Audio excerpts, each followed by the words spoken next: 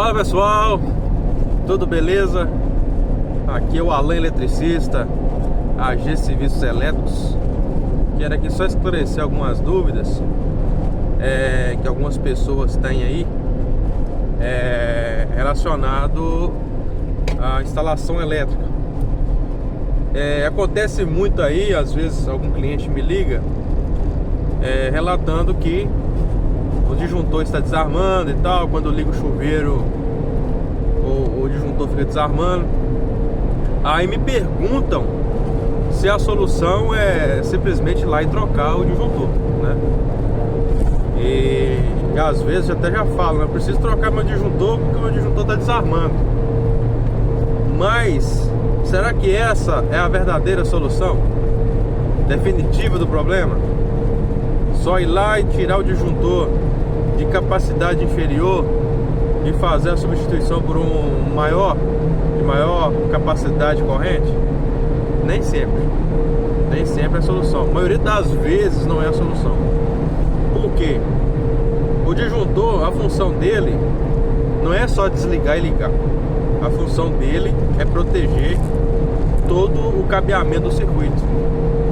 E para isso é necessário fazer um dimensionamento. O que é dimensionamento? É colocar um disjuntor com a capacidade corrente de acordo com o cabo que está instalado posteriormente dele. Se você, por exemplo, tem um cabo que é de 2,5 milímetros, que suporta, né, no caso ele suporta aí até 22 amperes, então você tem que limitar o disjuntor nessa corrente. Você colocar um disjuntor de 32 amperes, que é o caso que eu já vi em algumas residências, eu chego lá, vou abrir o quadro de distribuição, tá lá, disjuntor de 32, cabeamento 2,5. Se caso aconteça uma sobrecarga nesse cabo, né, o que é uma sobrecarga? É quando a corrente ultrapassa o limite do cabo. O que vai acontecer? O disjuntor não vai desarmar e o cabo vai aquecer, e isso pode ocasionar até um incêndio por falta de um disjuntor dimensionado para aquele cabo, para aquele circuito. É o que acontece na maioria das casas, é isso aí. Tem casa que nem tem quadro de distribuição. Até oriento todas as residências que eu vou fazer alguma manutenção e eu vejo essa situação, eu oriento o cliente a fazer, né, uma adequação da rede colocando um quadro de distribuição, porque a função do quadro é proteger não somente a rede, os cabos, mas também proteger a residência, né? Porque se um cabo pega fogo lá, isso pode incendiar até mesmo a casa, né, por inteiro, e pode ocasionar prejuízos muito maiores por causa de um disjuntor, um simples disjuntor, né? Mas no caso não é só ir lá e instalar o disjuntor, tem que dimensionar. Você vai colocar um disjuntor apropriado para aquele circuito, né, que você está atendendo. É por isso que todas as instalações que eu faço, eu coloco o disjuntor separado para tomadas. E quando digo circuito de tomada, não é somente um disjuntor para a casa toda. Eu dimensiono. Ele tem um critério para isso. É simplesmente, vou colocar aqui tantas tomadas de disjuntor. Não, tem um critério para isso. Tem um cálculo para isso, né? Aí você vai colocar lá, dimensionado certinho, a quantidade de tomadas que você vai atender por cada disjuntor. Geralmente em uma casa pequena, né, eu coloco aí um disjuntor para tomadas de quartos, de sala, disjuntor de tomadas de cozinha que puxa muito mais, né? Vai ter air fry, vai ter freezer, geladeira, forno, micro-ondas. Se tiver um consumo específico, né, por exemplo, um forno elétrico que costuma ultrapassar os 1000 watts, 1500 watts. Tem forno aí que eu instalei que é mais de 2000 watts. Tem que ter um disjuntor só para esse forno. Não é simplesmente chegar lá e colocar o forno na tomada, liguei na tomada e pronto. Não, tem que fazer um circuito só para ele, né? É o que a norma prevê. Chuveiro elétrico, tem que ter um circuito só para o chuveiro elétrico. Esse circuito dele não vai ter nada ligado, é só o chuveiro. E tem que mencionar também a potência do chuveiro relacionado à tensão de alimentação. Se for em 127, geralmente o cabo tem que ser de bitola superior. O cabo tem que ser mais grosso, a grosso modo, né? Tem que ser mais grosso o cabo, porque a corrente em 127 geralmente é maior. Você tem um chuveiro de 5.500 watts em 127 volts, pode ter ali uma corrente de 43, 45 amperes. Por isso que até no corpo do chuveiro vem escrito, né, o cabo que tem que ser usado, que tá lá 10 milímetros, e o disjuntor 50 amperes. E esse mesmo chuveiro para 220, a corrente cai para metade. 220, no caso 5.500, vai ter aí uma corrente de 25 amperes, né? Aí já vai estar descrito no corpo do chuveiro, 5.500 watts, a potência, corrente 25 amperes, e dentro desse limite de corrente o cabo 4 atende, né? Mas geralmente eu coloco aí cabo 6, com a margem de sobra, né, para chuveiro elétrico. Então assim, tem que ser dimensionado, né? Por isso que sempre falo com meus clientes para dar prioridade para instalar um padrão 220 volts, né? 220 volts te dá maior margem aí para você trabalhar, né, com a quantidade maior de carga. Você consegue aí trabalhar com 2 chuveiros ligados ao mesmo tempo, né? 2 chuveiros aí de 5.500 watts, você consegue alimentar os 2 ao mesmo tempo aí tranquilamente, tendo um padrão 220, sem problema. Então a pergunta, né, que eu sempre recebo: posso ir lá e trocar o disjuntor por uma corrente maior? Não. Se o disjuntor está desarmando, pode ter 2 motivos. O disjuntor pode estar velho, né, e ele pode estar desgastado. Isso acontece, já vi vários casos assim. Aí é simplesmente fazer a substituição dele por um de mesma capacidade. Mas a maioria das vezes o disjuntor está desarmando é porque a corrente do circuito está ultrapassando a capacidade dele.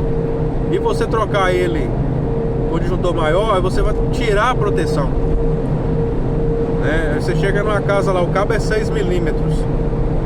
O 6 milímetros suporta aí de 36 a 40 amperes, né? Aí você coloca o disjuntor de 40. E o disjuntor de 40 desarmando, então quer dizer que tá chegando aos 40. Por isso que quando eu chego a fazer um diagnóstico desse, eu não chego trocando disjuntor. Coloco um amperímetro lá, ligo a carga, né, no caso do chuveiro, que tiver equipamentos, e faço um teste. Se a corrente está dentro dos 40 amperes ultrapassando, né, quando a corrente chega no 40 e fica ali travada em 40, o disjuntor também com o tempo desarma, ele vai aquecendo e desarma. Se ultrapassar os 40, desarma na hora. Então ele está cumprindo o papel dele. Ele está cumprindo o papel dele. Tá certo? Então, nesse caso, se está desarmando, qual que é a ideia? Eu sempre passo para os clientes aqui. Você está com o chuveiro de 5.500, ele é dimensionado para 50 amperes. Então você tem que trocar o chuveiro, adequar, né, colocando um chuveiro de 4.600, que os 40 amperes já atende, beleza. Ou então troca o padrão, troca a rede, né? Aí fica por critério do cliente o que vai fazer. Mas eu passo essa seguinte orientação. E relacionado ao quadro de distribuição, é necessário ter. Por quê? Vai proteger os circuitos, os cabos, né, a instalação, de modo geral. E é no quadro de distribuição que eu vou ter disjuntor geral. Se eu precisar de fazer a manutenção, não preciso ir lá no padrão. Através do próprio quadro eu consigo fazer o desligamento de toda a minha casa. E outra, no quadro de distribuição é onde eu instalo um sistema de proteção contra descarga atmosférica, por exemplo, que é o DPS. Não só descarga atmosférica, mas pico de tensão no modo geral, né? Por exemplo, a concessionária de energia, no caso a CEMIG, faz uma manobra na rede, e quando ela religa a rede novamente, a tensão ela pode atingir picos elevados. O normal geralmente é 127 ou 220, mas pode atingir picos que ultrapassam até 1000 volts, né? Questão de milésimo de segundo, né? mas é o suficiente para queimar equipamentos em casa, queimar geladeira, queimar tudo que é tipo de equipamento eletrodoméstico pode ser queimado com esse pico de tensão elevado. E o DPS vem proteger, né? Ele protege. Quando a tensão atinge um pico além do limite dele, ele fecha com o aterramento e protege a instalação. E esse equipamento deve ser inspecionado de vez em quando, principalmente em épocas de chuva, né? Esse pico de tensão pode ser ocasionado com a queda de raio e pode queimar o DPS instantaneamente. Se você tá com o seu DPS lá queimado, então ele deixou de proteger. Então você tem que ir lá fazer inspeção. Ele tem um marcador, né? Ele mostra ali se está queimado ou não, se tem operação ou não. Se ele tiver queimado, tem que fazer a substituição dele para continuar a proteção. E é no quadro de distribuição também que eu instalo o sistema, o dispositivo de proteção contra choque elétrico, que é o meu IDR, o DR, né? O diferencial residual. Quando acontece uma fuga de tensão, seja para terra, seja para carcaça de um equipamento, que pode ser gerado através de um contato direto, né, de uma pessoa, uma tomada, ou com a parte viva da rede, esse dispositivo ele vai detectar essa fuga de tensão e vai desarmar, evitando assim, né, uma morte causada por choque elétrico. Então, pessoal, é isso aí, né? Espero que tenha entendido.